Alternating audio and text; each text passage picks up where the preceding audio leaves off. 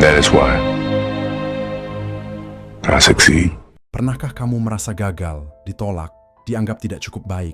Bayangkan, kamu masih remaja, mimpi besar di kepala, tapi suatu hari pelatih basketmu mengatakan, kamu tidak masuk tim, kamu terlalu pendek dan tidak cukup bagus. Itulah awal kisah Michael Jordan. Bukan dari kemenangan, tapi dari penolakan. Dan dari penolakan itu, lahirlah legenda. Michael Jeffrey Jordan lahir di Brooklyn, New York pada 17 Februari 1993. Keluarganya pindah ke North Carolina saat ia kecil. Ayahnya, James Jordan, adalah teknisi. Ibunya, Dolores, bekerja di bank. Tumbuh dalam keluarga penuh disiplin dan kasih sayang, Jordan kecil sudah menunjukkan ambisi. Ia benci kalah. Bahkan saat main monopoli dengan saudara-saudaranya. Tapi dunia tak memberinya keajaiban. Ketika remaja, ia mendaftar tim basket SMA Lani dan ditolak. Ya, Michael Jordan, sang legenda, pernah tidak cukup baik untuk tim SMA. Itu bukan akhir, melainkan awal. Ia menangis malam itu, tapi esok harinya ia berlatih. Tiap hari, pagi-pagi, saat orang lain masih tidur, dia sudah menembakkan ratusan bola. Jordan diterima di University of North Carolina. Tahun pertamanya dia bukan bintang, tapi pelatihnya, Dean Smith, tahu anak ini istimewa. Tahun 1982, Final NCAA, skor ketat. Beberapa detik tersisa, bola diumpan ke Jordan. Ia menembak, masuk. Itu adalah momen pertama dunia mengenalnya. Tapi itu bukan puncaknya, itu hanyalah perkenalan. Draft NBA tahun 1984, Houston Rockets memilih Hakeem Olajuwon. Portland Trail Blazers, mereka pilih Sam Bowie. Barulah di urutan ketiga, Chicago Bulls memilih Michael Jordan. The Chicago Bulls pick Michael Jordan. Beberapa orang bertanya, kenapa bukan big man? Tapi dalam waktu singkat, Jordan membuktikan mereka salah. Ia mencetak lebih dari 28 poin per game di musim rookie-nya. Fans membanjiri stadion. Tiket terjual habis. Dunia mulai menyaksikan keajaiban bernama Jordan. Tahun 1986 hingga 1990, Jordan mencetak rekor demi rekor. Tapi ia gagal juara. Setiap tahun, Chicago Bulls kalah, terutama dari musuh bebuyutan, Detroit Pistons dan Jordan Rules. Mereka menyerangnya secara brutal, tapi Jordan tak pernah menyalahkan siapapun. Alih-alih mengeluh, ia membentuk tubuhnya. Ia mengangkat beban. Ia mengubah gaya main. Ia membentuk mental juara. Lalu, tahun 1991 datang. Bulls mengalahkan Pistons, dan untuk pertama kalinya, Jordan juara NBA.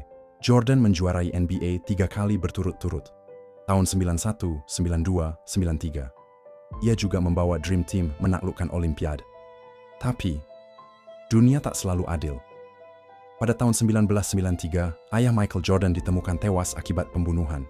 Peristiwa ini sangat mengguncangnya, dan tak lama kemudian, Jordan memutuskan pensiun dari dunia basket. Ia tinggalkan basket dan mencoba baseball untuk menghormati mimpinya dan mimpi ayahnya. Banyak yang mencemooh, tapi Jordan tak pernah takut mencoba. Tahun 1995, Jordan kembali ke NBA. Satu fax legendaris dikirim, "I'm back." Awalnya ia kalah, tapi Jordan tak terima. Tahun berikutnya, ia kembali lebih kuat. Bulls menang 3 kali lagi, tahun 96, 97, dan 98. Final 1998, Game 6. Beberapa detik tersisa, Jordan mencuri bola, menggiring, menembak, masuk. Itu adalah tembakan terakhirnya sebagai pemain Bulls. Dan dunia terdiam. Itu adalah akhir yang sempurna. Jordan pensiun sebagai juara. Tapi warisannya hidup. Ia menginspirasi generasi setelahnya. Kobe, LeBron, Curry, hingga jutaan anak-anak di seluruh dunia. Air Jordan bukan sekadar sepatu. Ia adalah simbol keyakinan, mimpi, dan mental pantang menyerah. Ia pernah gagal, berkali-kali. Tapi ia tidak pernah menyerah. Dan itulah yang membuatnya juara sejati. Michael Jordan memiliki pengaruh yang sangat besar bagi dunia, terutama dalam bidang olahraga, budaya populer, dan bisnis. 1. Jordan mengubah NBA dari Liga Nasional menjadi fenomena global. Popularitasnya membawa bola basket ke seluruh dunia, membuat banyak anak muda di berbagai negara terinspirasi bermain basket. 2. Standar atlet profesional, ia menetapkan standar baru untuk dedikasi, kerja keras, dan mental juara dalam dunia olahraga. Jordan dikenal dengan etos kerjanya yang luar biasa dan sikap pantang menyerah yang menjadi inspirasi bagi atlet dari berbagai cabang olahraga. 3. Budaya pop dan fashion.